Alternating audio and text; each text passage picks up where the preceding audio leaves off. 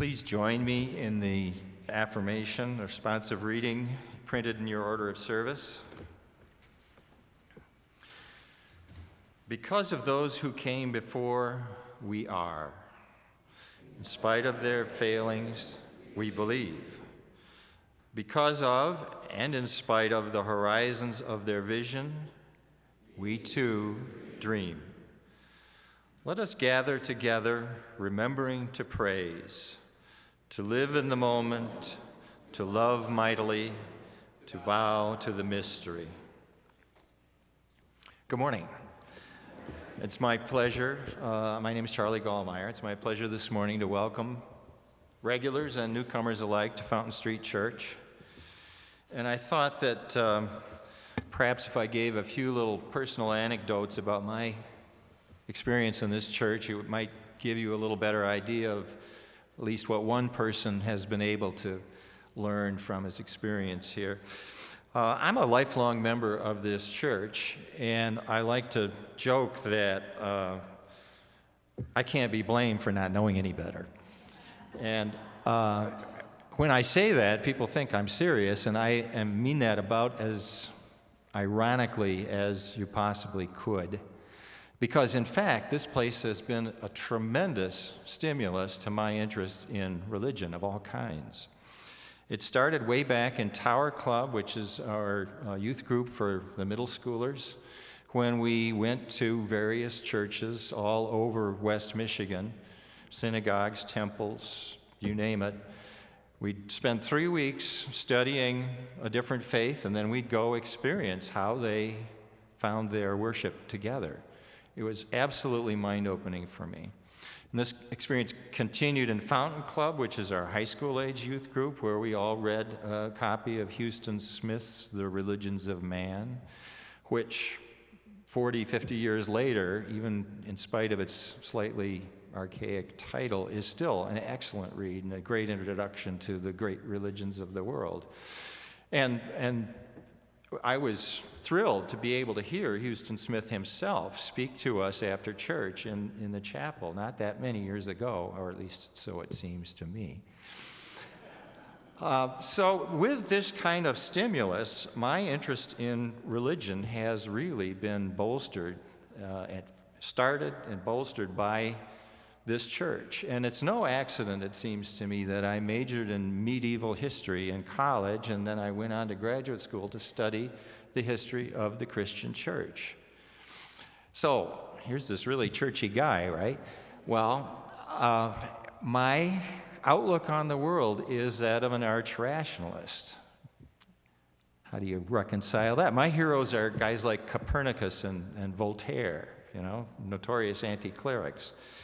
And maybe that's something that characterizes this place, is the dichotomy of those two ideas. And why is that? Why am I still interested in a church if I'm such a rationalist? I think it's a mistake to ignore religion. A lot of today's rationalists do that. But as Emerson, another one of my heroes, pointed out, a man will worship something. Of that you can be sure. I learned that here, of course. And I think it's very much an aphorism to live by. I believe that mythology is the glue that holds society together. And I think it's very true that just because something is a myth, that doesn't mean that it's not true on some level.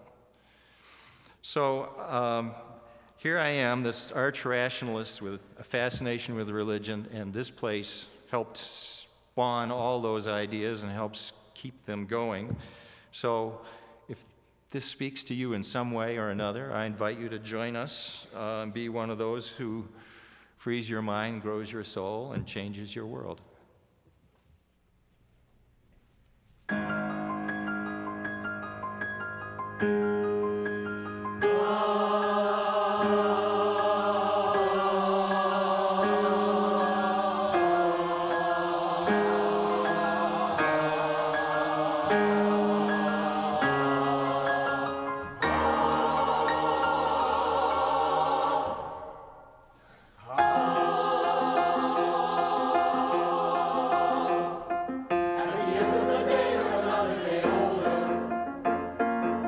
And that's all you can say for the life of the poor.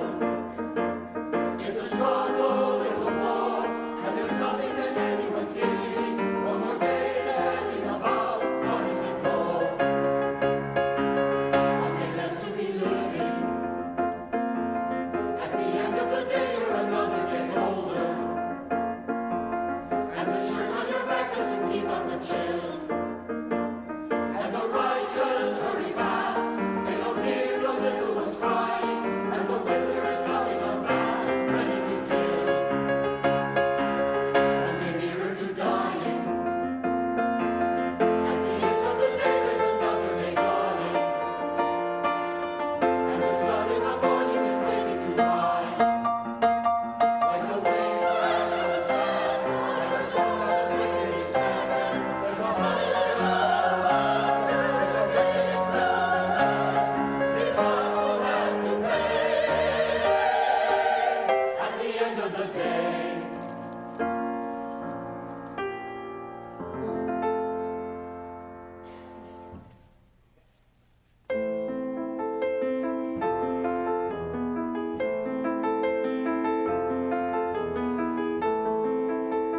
There is a castle on a cloud.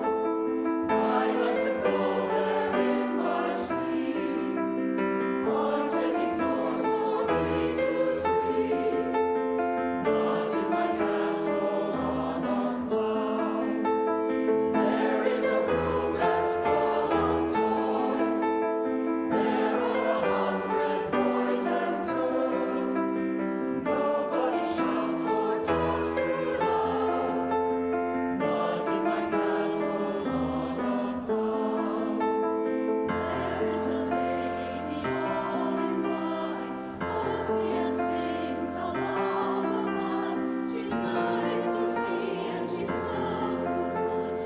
She says, Cosette, I love you very much. I know a place where no one's lost. I know a place where no one cries. Crying at all is not allowed. Not in my castle on a cloud.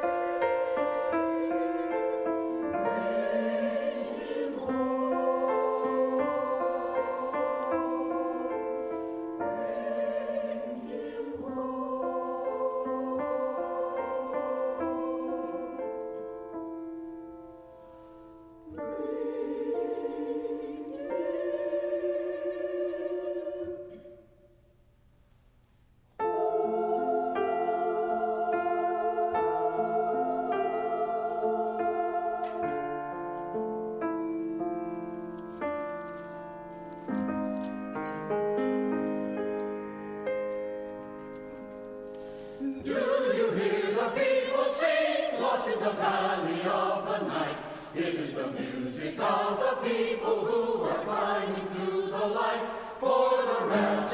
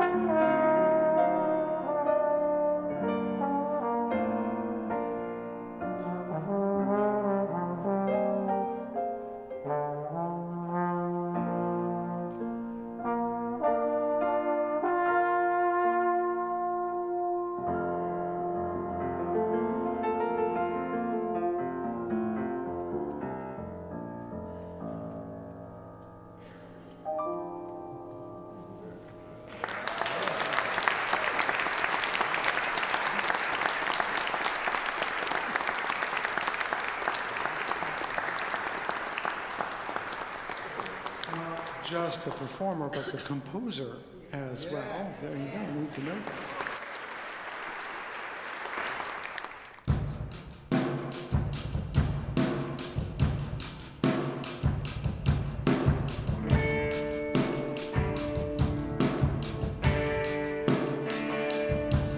Better listen, my brother, 'cause if you do, you can hear their voices calling out from across the years.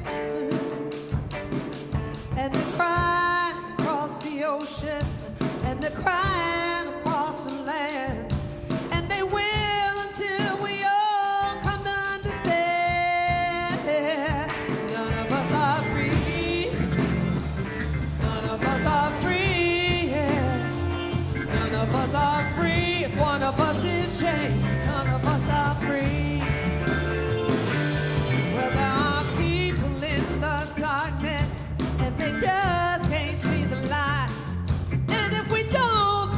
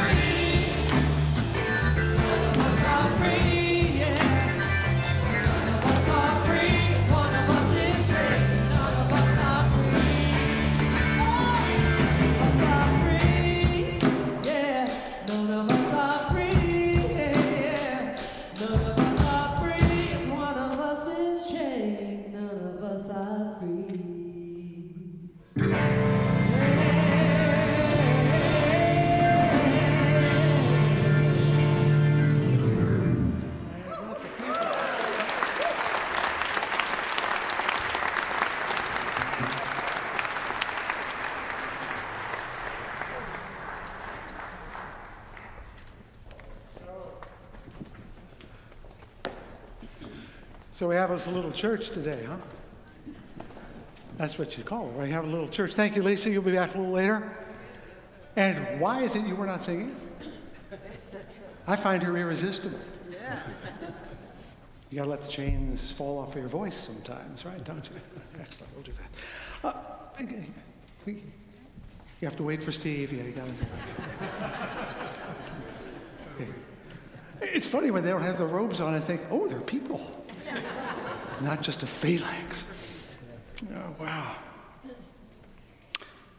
So, are we done with winter? I know I am. Wow.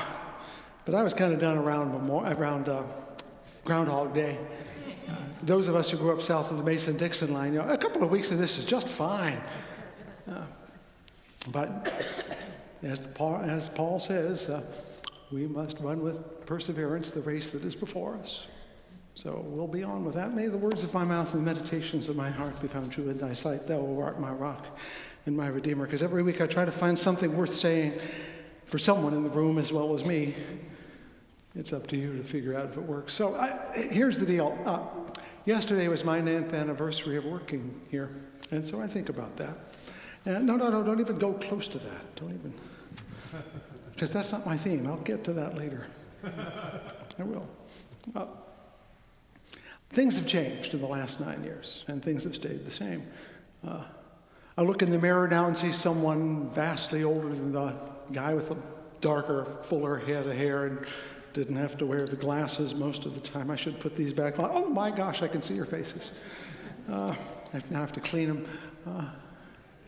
And I look downtown, and wow, there are 2 new hotels, 2 new museums, and there are buildings all over the place. And the ballet has a new home, the opera has, it's a happening town. And yet also some things have stayed the same. When I got here my first month of March, I was living by myself in my new house, and it seemed I had to shovel my walk every day. And it was cloudy a lot, and I said, this is a most unusual winter. I was wrong. That has stayed the same. Steve, you know what I'm talking about, right? Like, this can't be the way it always is. Yeah, it is. And other things are the same. We still feel like we're kind of in flyover country here. Get a little testy when we're not quite as important as those coastal folks. We like continuity. We like things to be a little predictable. And I get that because this is a farming area. It may not feel that way, but farmers and rural people like the weather to be stable. That's how you grow things. And yet the last 9 years have had more differences and more changes than I think anyone anticipated. Not just the planned stuff like the buildings or the getting old part, but the unplanned stuff. Well, think about it. This winter will be the 3rd snowiest winter of the last how long? And the other 2 or 3 happened since I arrived. That means there are a whole lot of years where it was way more boring than now. And this will be one of the coldest winters. I'm thinking of other stuff that has changed. The recession of 2008, actually called the Great Recession because it was a really bad one. And I was told when I got here that we were still recovering from the recession of 2000. So it's like a 1-2 punch to Michigan. Lots of things have changed. And the church has changed too. I mean, while we were standing still, it changed. It changed. It changed in interesting ways, like when I first showed up, and for a few months thereafter, there were about 500-600 people here every Sunday. Not so much anymore. In fact, our membership when I arrived was 1,300 people. It's 850 now.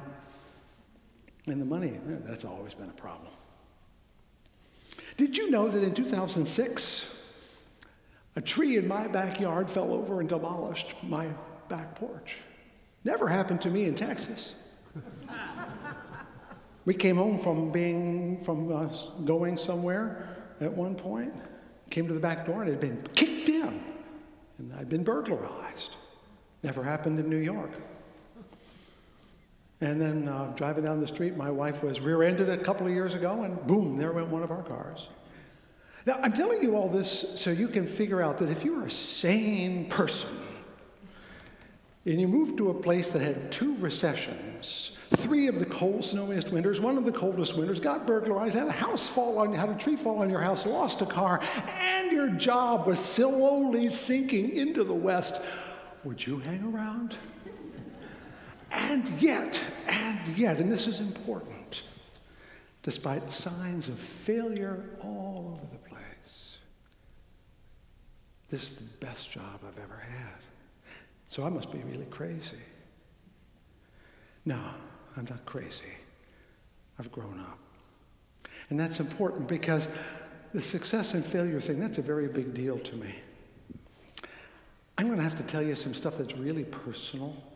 It's not about you, don't worry. It's about me. But we've been together for 9 years. I think you'll cut me a little slack. Here's the deal. When I got out of seminary, and I'm going to stand over here because I want to make sure that the keys over there can see me. She's in her scooter, and that doesn't give you much. So I want to make sure you can see me, okay? I want to be nice to you there. Here's the deal. When I got out of seminary, I really, really wanted to be a success. Like everybody else, we all want to be a success. Whatever you want to start out to be, you want to be successful. You want to prosper. And I had 2 really good reasons. I had 2 reasons. The good reasons, the two reasons were I really, really, really believe that there's an important place on this planet, in these towns, and the places around us, for churches that take all comers. Believers, non-believers, rich, poor, certain, uncertain. A place where we really do try to make a community out of whoever shows up, not just the ones we cherry pick because they share our point of view. I really do believe that that's possible and that there are more people out there who want that than we see. I really, really believe in that. I really, really do. And so when I went to my first church, a little church in the middle of the country, I tried to get them to grow. Didn't happen. I put on concerts to attract people. They came to the concerts, but they didn't come to church. I threw dances, contra dances for the young people. They came to the dances, they didn't come to church. Started a food co-op, they ate the food, they didn't come to church. I went to other churches too. And funnily, after a while, I would always get a little frustrated because I really wanted to succeed at this, and the churches never really wanted to succeed as much as I did. So I figured I didn't know enough. So I went and read books. See this stack of books here? This is just a handful of the books. I read a book called We've Never Done It Like This Before. You may have read that book too, right? Yes. The Turnaround Church. I read the book called The Growing Church, Dying Church, Pathway to Renewal, Transforming Congregations for the Future, 5 Practices of Fruitful Congregations, Transforming Liberal Churches, Reframing Hope, From a Mustard Seed, Lord knows I ran into those, The Field Guide to Hope, Creating the Future Together, The Almost Church, Imagining Church, 10 Steps to Growing Church, Magnificent Journey. None of them worked. Not a one. 4 churches, 12 books, couldn't get any church to grow. And so I figured, man, I must so suck at this. And that leads me to the second reason. One of the most important reason I wanted to succeed is a really bad reason. Actually, that reason's a bad reason too. I'll get to that. When I was a kid, you might remember if you were here a week or so ago, I talked about how I used my first name then, Weldon Wooden, and if you're a 7-year-old boy, that's like, oh, I just got to poke at that kid. And so I got poked at a lot, teased. And I was fat, or at least the chubby one, and I'm not athletic, at least not in a way that would get me picked for teams like, okay, I'll take Weldon. You know what I mean? Raise your hand if you remember that feeling. Yeah, there you go. Okay. So I came out of high school and even seminary thinking, well, I'll show them. I'll be a big success, and then they'll reap their words. Have you seen the success yet?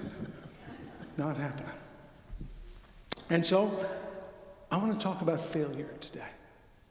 I want to talk about the sense of failure because I've felt it a lot of times. Because I wasn't good at sports, and I wasn't a class A student, just a B student right in the middle of the world.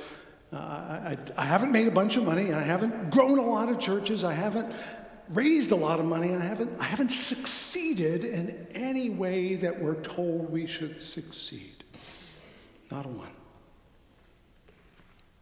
And for a long time, that really gnawed at me. But then I came here, and I realized that something had to change. And that took me a while to figure out. Here's the deal. I was the one telling myself this story.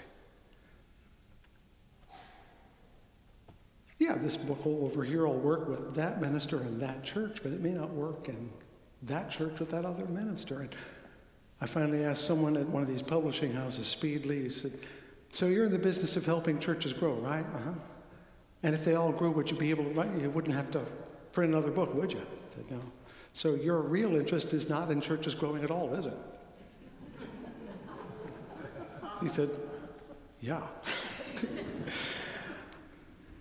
My point here is that I've experienced professional failure my whole life. I have nothing to boast for in the classic sense. I went to a meeting in Southern California, maybe I mentioned it, other ministers of large liberal churches, and it always feels like this. I walk in, so how you doing? Well, 10,000 people joined my church last week. They all won the Mega Millions and gave all the money to me. Barack Obama wants to join my church, but he isn't pledging enough, so I said, go elsewhere. You know that feeling of the bragging that goes on? And I said, do you remember Charlie Brown going trick-or-treating? Yeah, you do. If you don't, he and his friends are trick-or-treating, and they say trick-or-treat, and candy goes in, they all look and say, what'd you get? I got an apple, I got popcorn, I got a rock. That's the feeling I had for years. How many people joined your church this year? Well, 10, 20 or 30 or 40 or 50. And I realized I was internalizing my own script of failure. That I had set myself up to do something, and then when I didn't do it, I felt like I had failed as a person. How many of us have ever done that kind of thing? Set ourselves up to fail. And I'm telling you that because something changed after I got here, and it's in part because you let me change, also because I chose to change. At that meeting, and several years ago, I decided to be different, even though I didn't believe in it or believe in myself. I decided from here on in, whenever I feel jealousy or envy or failure, I'm going to appreciate something else. Someone else. I'm just going to appreciate it. So when I get back from my meeting a couple of weeks ago, I sent email to like 5 or 6 colleagues that I met and said, I was so glad to talk to you. It was so useful to me. You know what comes back? Fred, I'm so glad to hear from you. I'm having some real troubles in my church, and I couldn't talk about it there. Another one said, I'm really glad you noticed that I was talking about my mother who was having alcohol problems. You know what happened? I'm getting a little closer because this is very important and I want to get close to you. I have remade my identity. I was the fat kid who failed, and now I'm the wise old minister who appreciates. That doesn't mean the kid's gone away. That kid's still there. Doesn't take much. I can still get trapped in that anytime I want. Anybody know that feeling? Yeah, you do.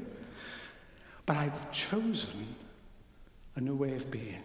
And it's an effort. It's a discipline. You got to do it on purpose. I don't do it naturally, but after you do it a little while, it becomes a little more genuine. And after a while, you get better at it, and pretty soon you're enjoying your new identity. Just as much, I think, as I would have if the 10,000 people had. Well, I'm not sure. I'd still like those people to join. But here's the point.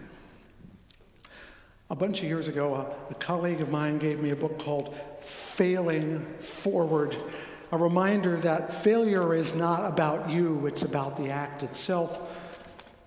and that we should not look at the failure as a loss of your person, but an experience that teaches. Any failure that teaches is a success, isn't it? I wish I had teachers who taught me like that. This is a failing grade. Instead of saying, they said, well, I got a D, but I didn't learn anything from that except how to feel bad. But that's another matter. But failing forward, now I have to get out some material because I want to make sure I quote people correctly. J.M. Barrie, do you remember J.M. Barrie, Peter Pan? We are all failures, he said, at least the best of us are. Think about that. What I take that to mean is that it is better to fail at something worth it than to succeed at something that is not. Do you understand? It's, to put it another way, anything worth doing is worth failing at. Do you understand where I'm going? That the failure is not a mark of your personal value or your capacity. In a few minutes, I'm going to play the piano down here. And I'm doing it with both Wright McCarter and Steve Talaga, who are way better pianists than I will ever be. I'm going to fail miserably. I'm going to have a great time. Because I'm not there to impress them. Failing forward is about believing in where you're going, even if you fall down on the way. I'm going to give you a political resume, just so you can ponder this. I'm talking about a real person who ran for state legislature and lost, ran for the state legislature again and won, but the next time tried to become Speaker of the state legislature and was not elected. Then he looked to become a federal elector, the people you elect, and he was defeated for that, ran for Congress and lost, ran for Congress again and won, but then he lost his next election. He tried to get a civil service job. You'd think he'd have learned better by now, but he didn't even get the job. He ran for the U.S. Senate and lost. He sought the vice presidential nomination and lost, got less than 100 votes. Ran for the Senate again and lost, and I'm not talking about Harold Stassen. That's an old reference. Now, if you had this experience, you'd say, oh, I am so done. But then Abe Lincoln, thank you, managed to get elected president. Ulysses S. Grant did not win any more battles than any other general. He got more loyalty, though. You know why? Because one of his men used to say, well, when the other generals suffered a defeat, we turned around and went back. When Grant gets a defeat, we get up and keep going. That's failing forward. Because the failure is not that something didn't happen, it's that the thing you planned to happen didn't happen, so you'll do something else and do it differently. At some point, someone asked Thomas Edison about his effort to create the light bulb, and they went through thousands of different filaments, and he said, every time one of them doesn't work, that's one more I don't need to try again. I have failed you, friends, in all the classic senses of the word. But I stopped measuring that. I stopped measuring it entirely because at some point, somewhere along the line, and I don't remember exactly where it is, I said, oh, forget it. I'm just going to love you. It wasn't easy at first. In part because it isn't easy to love myself, because after all, I'm a failure. But then I thought about all the things I did do. And I've done a bunch of stuff. I just hadn't noticed them before. 5 people who have joined my churches have become ministers. That's a success. See that gray hymn book? You got them right there. Look inside. My name's in it.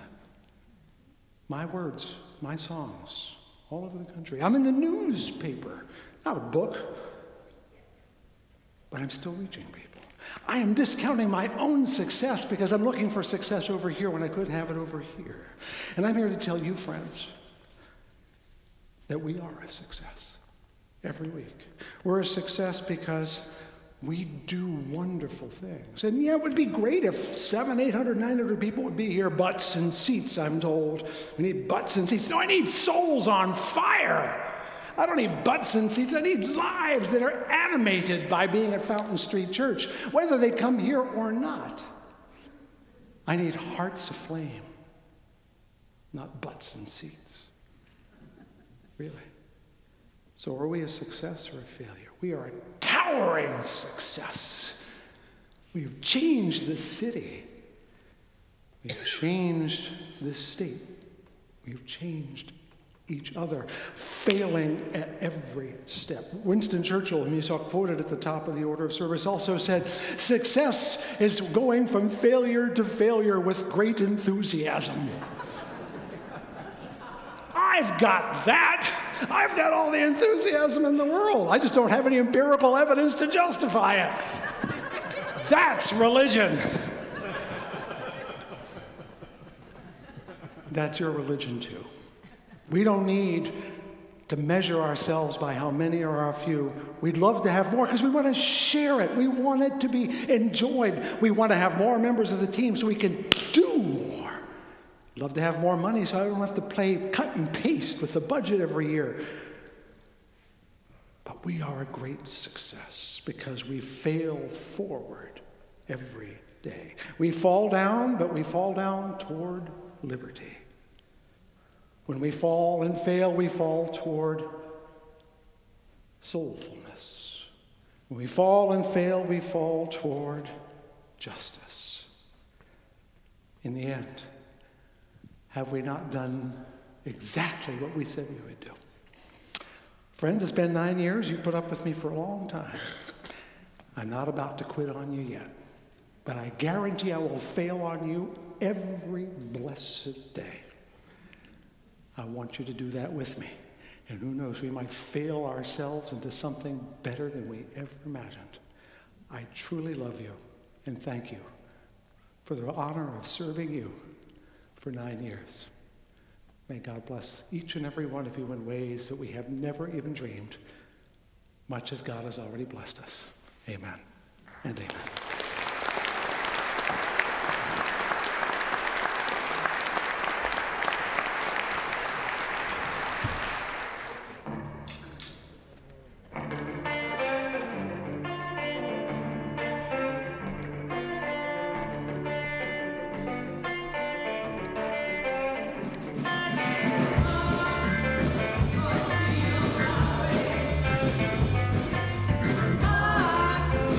Each and every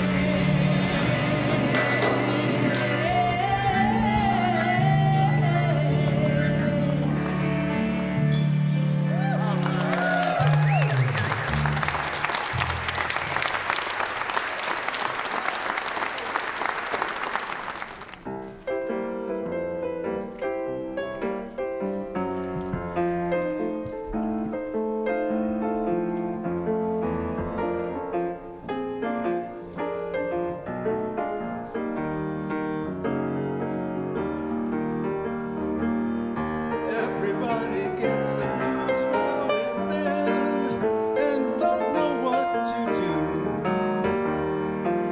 I've had it happen many, many times to me, and so have you.